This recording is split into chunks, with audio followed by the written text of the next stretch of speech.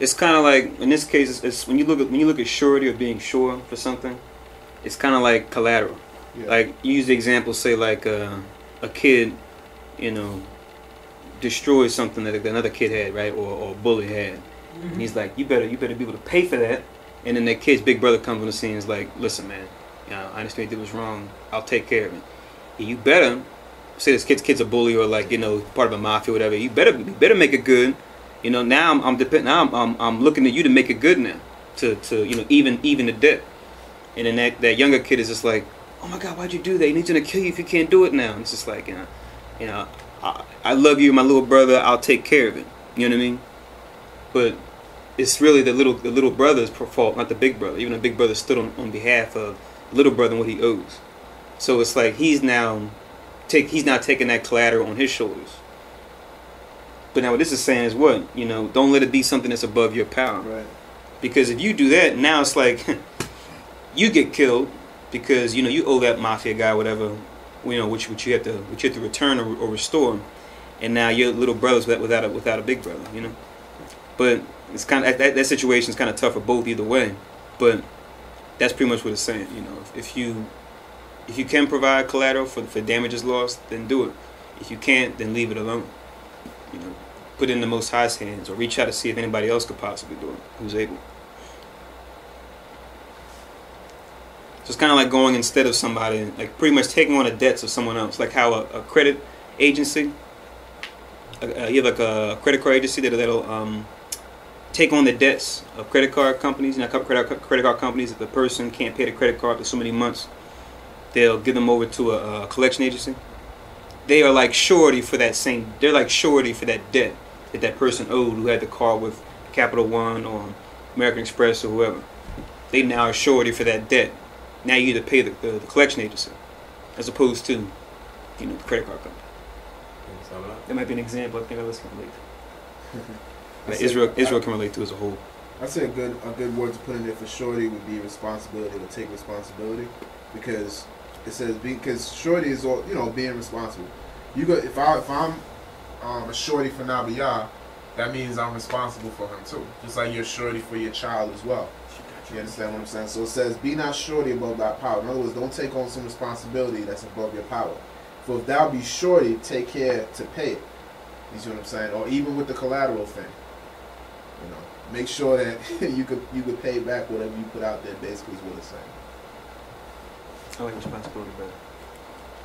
I think it's more encompassing.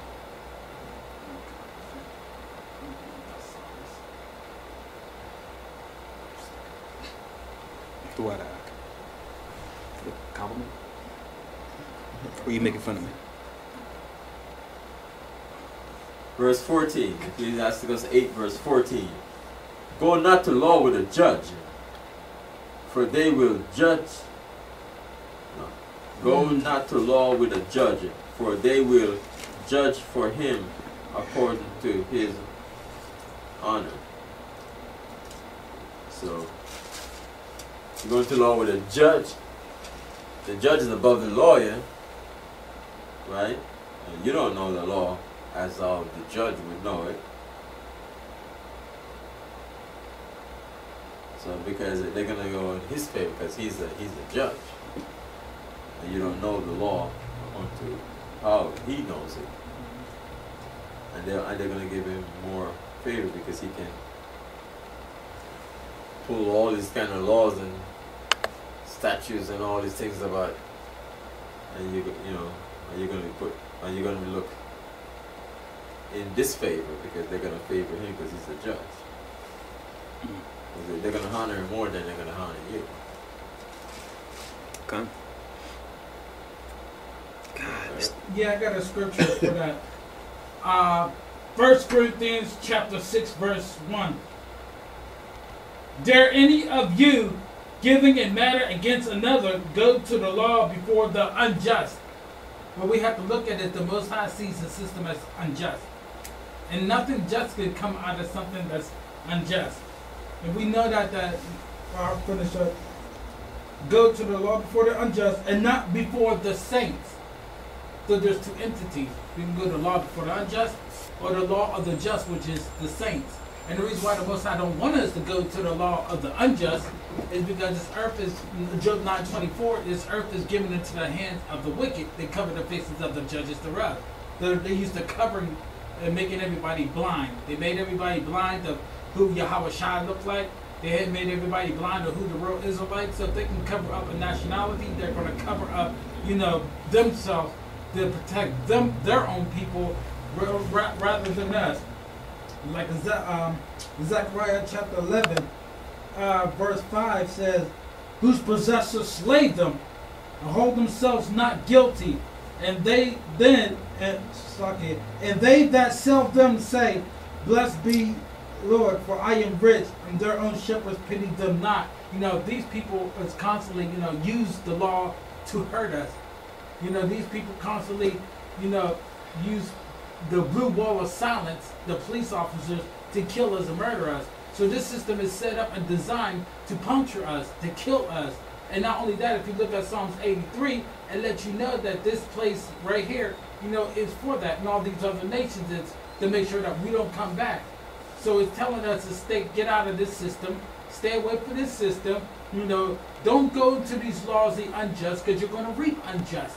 Go to the saints. If you go to the saints, then you won't be hurt. Why? Because the saints are just men who act just and do just and should be living just. Okay.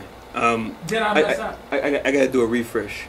Another one? What I'm gonna do is this. I'm gonna switch internet connections. The crossway? Not that one. I'm gonna go to 05B4 and see if that'll help, because the screen keeps freezing. Oh, you've been on 08 all this time? Yeah. Oh, okay. It actually has been working better. 05's been getting slower. We have two internet connections. So I'm gonna do a refresh, but on 05B4. Yeah, we got 05 and 08. 08, you need the password thingy. 05 is unsecure. So just everybody on the phone line, just sit tight for a second, and we're just gonna switch routers and see if this works. Take him to the Supreme Court, and they're gonna see you and see him. And those are his fellow judge. They're gonna be in his favor, not you. Right. Who are you? I was just saying a little person off the street. Yeah, go ahead. I was just saying, but that's what it's talking about. Like, it's telling you can't go at somebody in their own arena, at all. If there's not one. So what do we do? Hold on for that. Yeah. Everybody's watching the teleconference line. Just sit tight. We're gonna take another 5-minute recess because we need to switch teleconference phones. We appreciate your patience. We'll reconvene at 2:15. Apologies once again. Voy a cambiar el teléfono. God, resume. Cumbia. You said cumbia. Oh, Mariam said, good Espanol. What were you saying now? Don't lie to them, man. Where we at? Verse 14. We were going to the understanding of verse 14.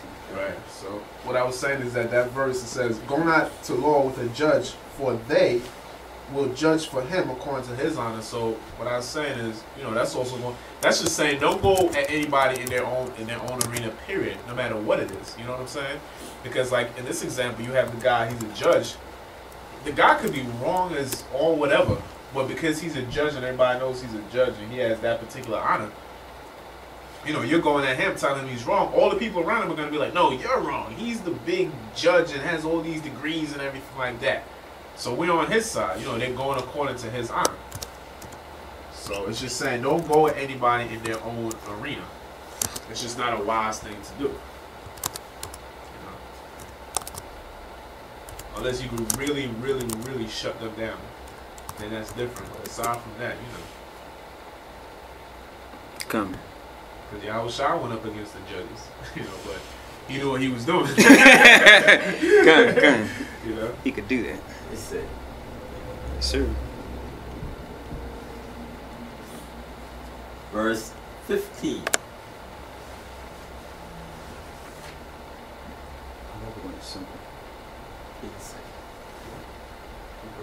verse 50. Travel not by the way with a bold fellow, lest he become grievous unto thee, for he will do according to his own will, and thou shalt perish with him through his folly. To a bold fellow, a guy, I guess, a boisterous person, or he could just do anything, you know? A bold fellow or a powerful person.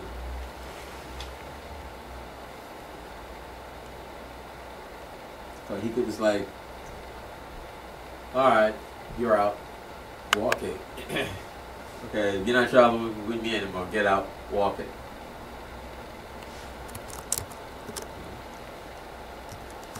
Because you're subject to his will. He'd probably tell you to get off the bus or something, you know, or take a taxi, or take another bus or something. But, it was kind of funny. So whatever folly, whatever he wants to do to you, he'll do it to you. Probably take your shoes off and leave you out in the middle of the desert and say, okay, find your way. But also too, what I see this whole talking about is another example. Somebody that's with you that they're bold and just doing and saying all types of stuff. Like you run into new people that you may have need to depend on, and he's just mouthing off saying things that are offensive, and now you're guilty by association. Like, this guy just said what to us, and he's with you. You're like, no, he didn't mean that. What he meant was, it's like, get both of them, lock them up, put them in the sheriff's prison, or wherever you at. Or just beat the hell out of both. Yeah, or just beat exactly, beat the crap out of both of you. So I look at it like that, as far as a bold fella who's just looking, itchy, has the itchy trigger finger with it when it comes to his tongue. Who will say anything without thinking first. And considering the feelings of those that are involved. So in other words, watch who you hang out with, because they can get you into trouble too. There you go. And it's not even something that's like they're doing against you. It's just them just being them. They're just being they just an a-hole. Right. They're gonna drag you into their a-holeness. Mm-hmm. So this, well, I mean, not to laugh at the situation. It's kind of sad though. I don't know if anybody had seen it. Then brothers in out there teaching, and one guy said, "F the police." Like, oh, that's a perfect example. Right? Yeah, it is. That's a perfect example. When the cops turned around, it's like, okay, they took him away. Yeah. They could have stripped all of us away, Mm-hmm. Public announcement. So, like a good example of that too is like, I remember when we was a kid and we was hanging around like outside of my neighborhood, and then it was 4 of us, and 2 of my boys, like, they like to fight or whatever. So they went off somewhere, and long story short, they got into some beef, and they came back to us and they were like, yeah, we got beef, yo, let's go. So now it's like, me and my other boy, we just chilling, we not doing nothing, but these 2 knuckleheads, they went off and got themselves in trouble because they were bold fellows, and now we getting sucked into it. You understand what I'm saying? Because we were literally traveling with them, like the scripture says right here.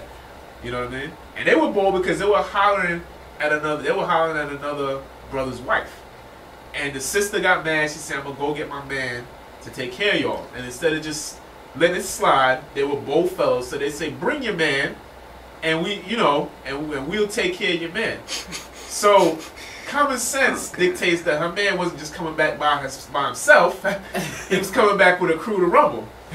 So, there's a chapter from one of my childhood adventures, but it's a good example of why the scriptures talk about don't travel with a bold fellow. You understand what I'm saying? Because they can get you into trouble too.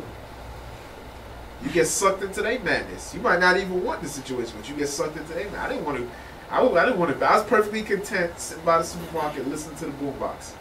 But now we got to fight because these 2 knuckleheads decide they want to mouth off. Yeah, he might even say, "You told him to do it." Verse 16. Ecclesiastes 8, verse 16. Strive not with an angry man, and go not with him into a solitary place, for blood is as nothing in